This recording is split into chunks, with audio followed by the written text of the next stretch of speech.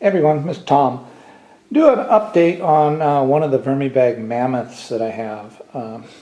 I fed this about 4 days ago, just a little bit, but prior to that it had been about 2 weeks since I fed it.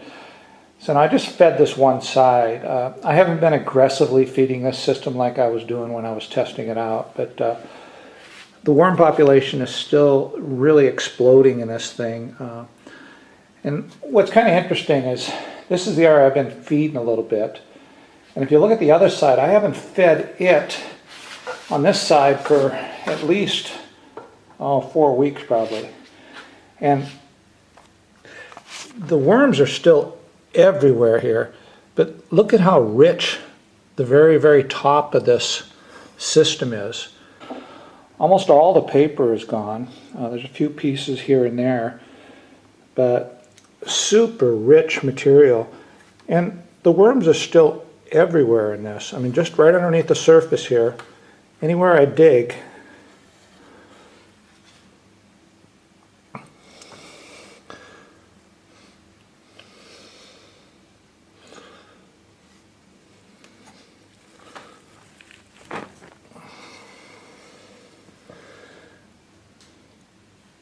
now there must have been a old piece of a cantaloupe or something down below here. Look at the amount of baby worms and stuff in there, and I can see all the seeds there. So from several weeks ago, that must have been the remnants of a cantaloupe, it looks like.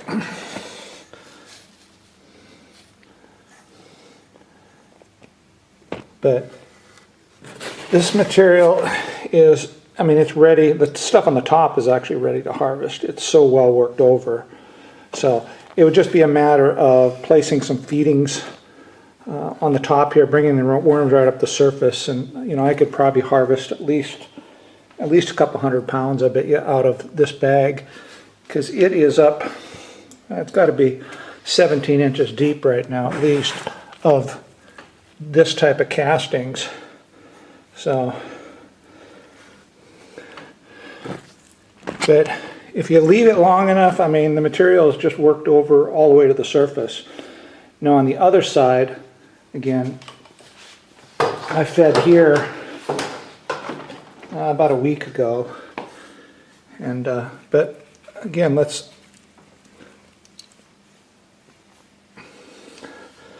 worms are really working this stuff over.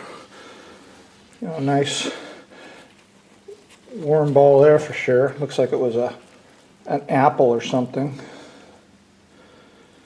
It's got to be. I don't know. I can dig underneath it here and see.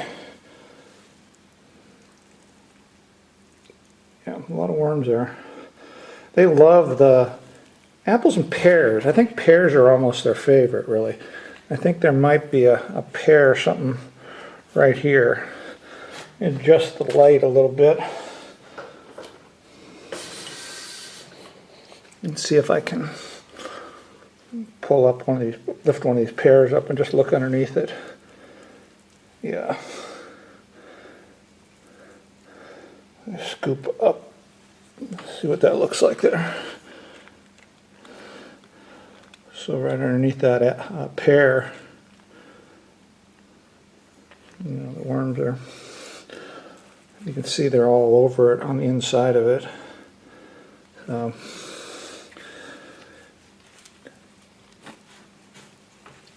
Again, as soon as I go down just a little ways here, I mean, it's well finished castings. Again, I haven't been aggressively feeding this system like I was doing before. So,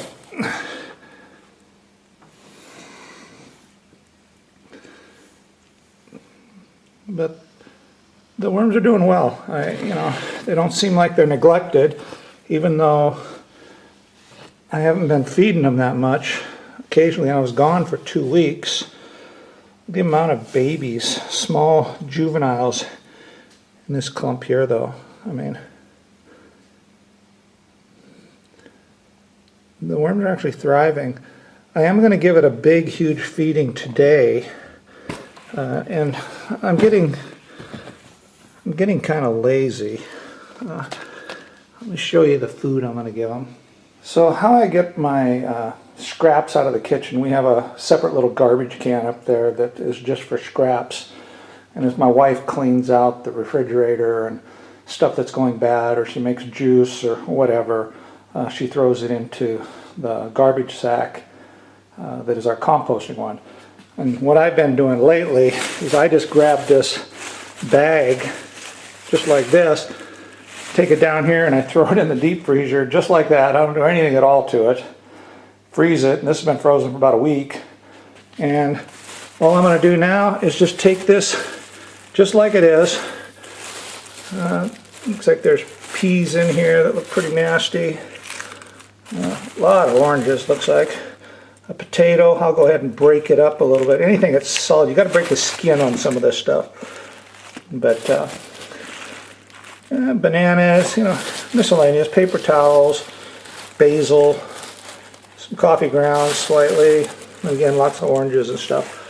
But anyway, I'm going to grab that, and that's pretty substantial. I don't know how much that weighs, but it's got to be, at least 10 pounds. And I'm just going to dump that into both sides of the VermiBag Mammoth here and cover it up with a little bit of bedding. So I'll do that and I'll show you what it looks like. Okay, so here's the pile, the whole bag of food inside the Mammoth. What I'm going to do is go ahead and spread this out, throw some of it over on the other side. Oops, get that lid back up. I'm going to break up some of these oranges a little bit. Anything like a potato, I'll at least put my finger in it to break it open. These oranges aren't busted open, so again, I'm going to at least stick my finger in them, otherwise they'll be there for a long time. The worms have to be able to get into them. They'll start decomposing. So, like that. And go to the other side. Okay, I spread most of it out over here. Not quite as much over on this side. But again, that's about 10 pounds, roughly. A little mixture of everything. Now I'm going to grab probably at least 5 or 6 pounds at least of moist bedding and throw it over the top to get, just to cover this area a little bit. Now all the liquid that was in the bottom of that mortar tray too, I just dumped it in here. So I'm going to show you my bedding too. I just had to pull in a new one. I was out. Now this has been outside in a tub now for over 3 weeks. Actually probably pushing 4 weeks. I weighed it at 75 pounds of bedding, but this is what it looks like. Again, if you watch any of my videos on making this stuff, you'll know that it's, this is just truly all bedding materials. Paper, newspaper, cardboard, some coconut coir, but there's really not that much coconut coir in it, just enough to coat the material for none of it sticks together. I do have a lot of coffee grounds I've mixed into this over the last 3 weeks. And I did put a little bit of alfalfa meal into it. I like doing that to kind of kickstart it and give it a little nitrogen for it'll kind of start to compost and heat up a little bit when I first make it. But again, this is moist, but it's not wet. When you make that bedding, if you make it too wet, it'll start stinking on the bottom. So you got to kind of transfer it back and forth between several containers until you get it down to a point where it's real moist. And then you can store it basically almost indefinitely. And the older it is, the better it is actually. So I'm going to put a bunch of this over the top of the food I just put into the Mammoth. Okay, so this is the Mammoth after I threw the bedding over the top. I covered everything up, pretty good. I put in 3 big containers of bedding, so it's probably about 15 pounds, I suppose, of bedding. I'm going to quickly show you too the other Mammoth over there. Just take a peek inside of it just for a second. Now this Mammoth is kind of the same. I have not fed this in, any type of heavy feeding at all in at least 3 or 4 weeks. So there's really no food has been added to it. And if you dig around, the worms are just underneath the surface here. They still look good. The moisture content's perfect on this. But the worms are pretty well evenly dispersed throughout the bag here. And it seems like most of them they're concentrating in the top going to say 4 inches of material. And both sides look identical to this. Really, there's no food in here. What I'm going to do here, just to show you again the power of the bedding mix that I make, I'm just going to add just bedding over on this side. I'm going to add about 2 inches of bedding over this half. Then we'll take a look at it in a few days, and I'll show you how much the worms come into that bedding, how much they like it.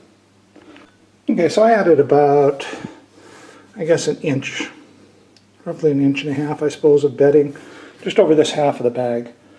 Now again, this is just strictly bedding, you know, paper and cardboard and you know, some coffee grounds and stuff mixed in it too, but there's no food in this stuff.